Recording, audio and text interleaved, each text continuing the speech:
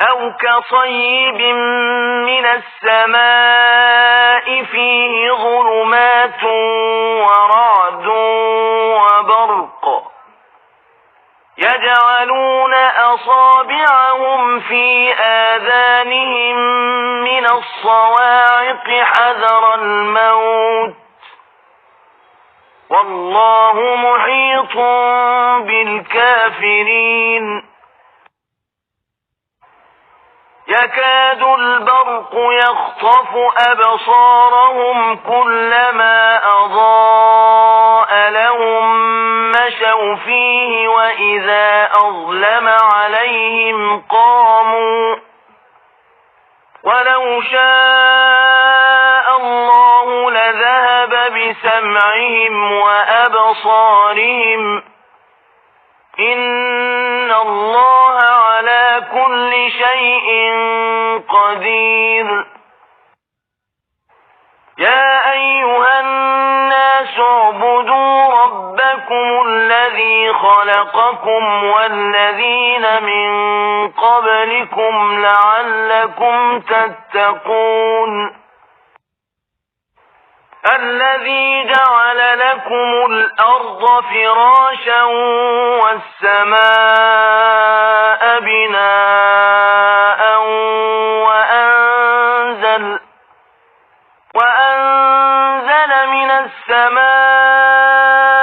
ماء فأخرج به من الثمرات رزقا لكم فلا تجعلوا لله أندادا وأنتم تعلمون وإن كنتم في ريب مما نزلنا على عبدنا فأتوا بسورة من مثله ودعوا شهداءكم من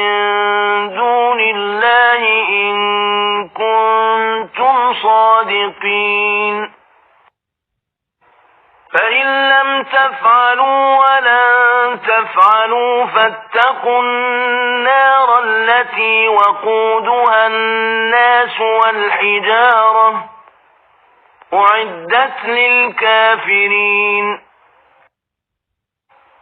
وبشر الذين آمنوا وعملوا الصالحات أن لهم جنات تجري من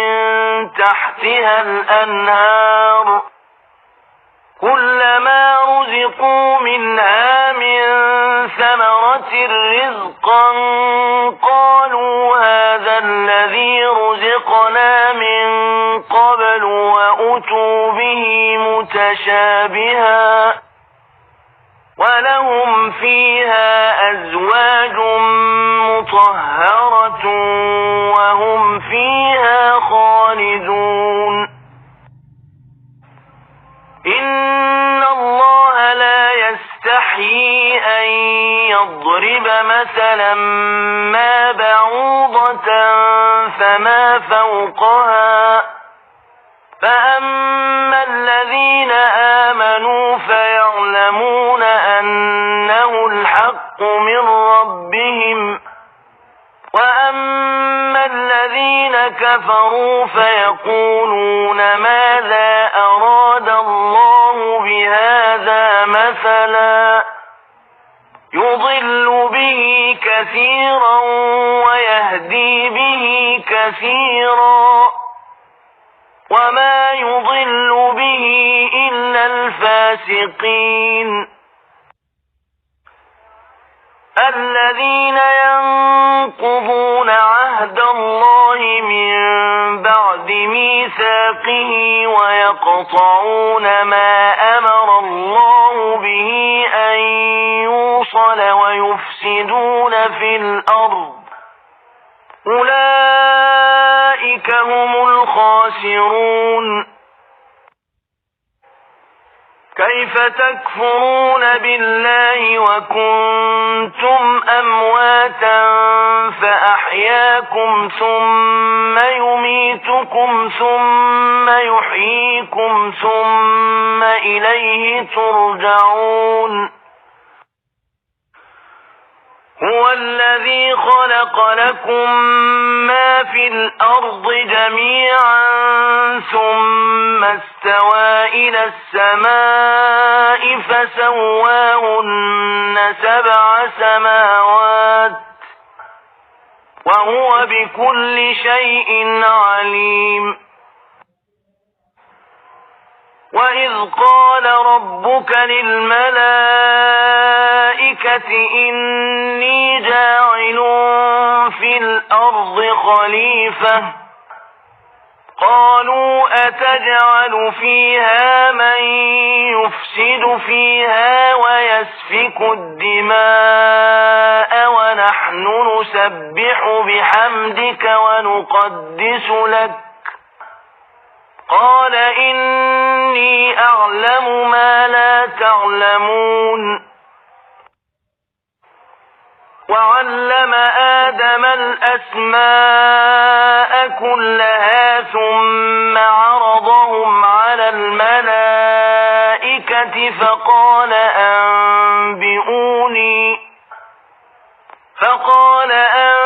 أنبئوني بأسماء هؤلاء إن كنتم صادقين قالوا سبحانك لا علم لنا إلا ما علمتنا إنك أنت العليم الحكيم قال يا آدم أنبئهم بأسمائهم فلما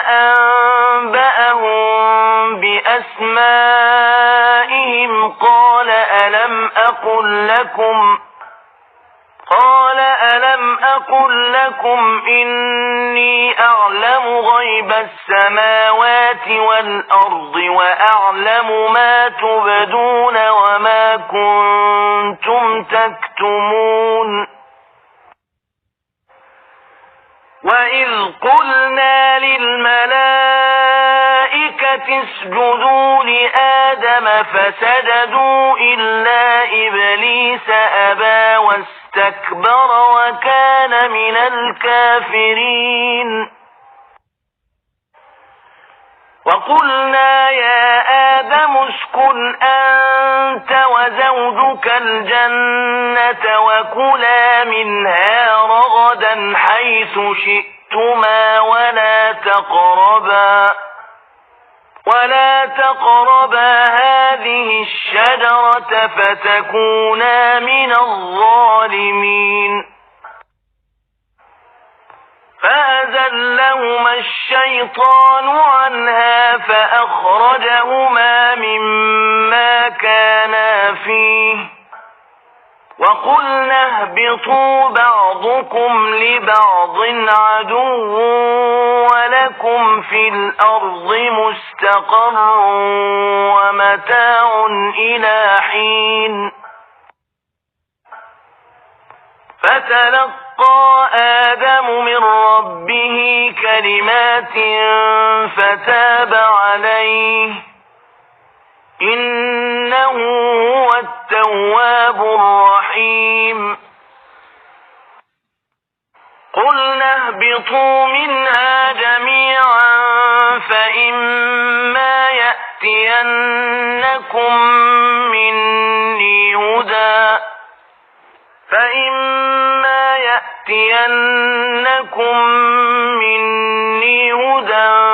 فمن تبع هداي فلا خوف عليهم ولا هم يحزنون والذين كفروا وكذبوا بآياتنا أولئك أصحاب النار هم فيها خالدون إسرائيل اذكروا نعمتي التي أنعمت عليكم وأوفوا بعهدي أوف بعهدكم وإياي فارهبون وآمنوا بما أنزلت مصدقا لما معكم ولا تكونوا أول كافر به ولا تشتروا بآياتي ثمنا قليلا وإياي فاتقون ولا تلبسوا الحق بالباطل وتكتموا الحق وأنتم تعلمون وأقيموا الصلاة وآتوا الزكاة واركعوا مع الراكعين أتأمرون الناس بالبر وتنسون أنفسكم وأنتم تتلون الكتاب أفلا تعقلون واستعينوا بالصبر والصلاة وإنها لكبيرة إلا على الخاشعين الذين يظنون أنهم ملاقو ربهم وأنهم إليه راجعون يا بني إسرائيل اذكروا نعمتي التي أنعمت عليكم وأني فضلتكم على العالمين واتقوا يوما لا تجزي نفس عن نفس شيئا ولا يقبل منها شفاعة ولا يؤخذ منها عدل ولا هم ينصرون وإذ نجيناكم من آل فرعون يسومونكم سوء العذاب يذبحون أبناءكم ويستحيون نساءكم وفي ذلكم بلاء من ربكم عظيم وإذ فرقنا بكم البحر فأنجيناكم وأغرقنا آل فرعون وأنتم تنظرون وإذ واعدنا موسى 40 ليلة ثم اتخذتم العجل من بعده وأنتم ظالمون ثم عفونا عنكم من بعد ذلك لعلكم تشكرون وإذ آتينا موسى الكتاب والفرقان لعلكم تهتدون وإذ قال موسى لقومه يا قوم إنكم ظلمتم أنفسكم باتخاذكم العجل فتوبوا إلى بارئكم فاقتلوا أنفسكم ذلكم خير لكم عند بارئكم فتاب عليكم إنه هو التواب الرحيم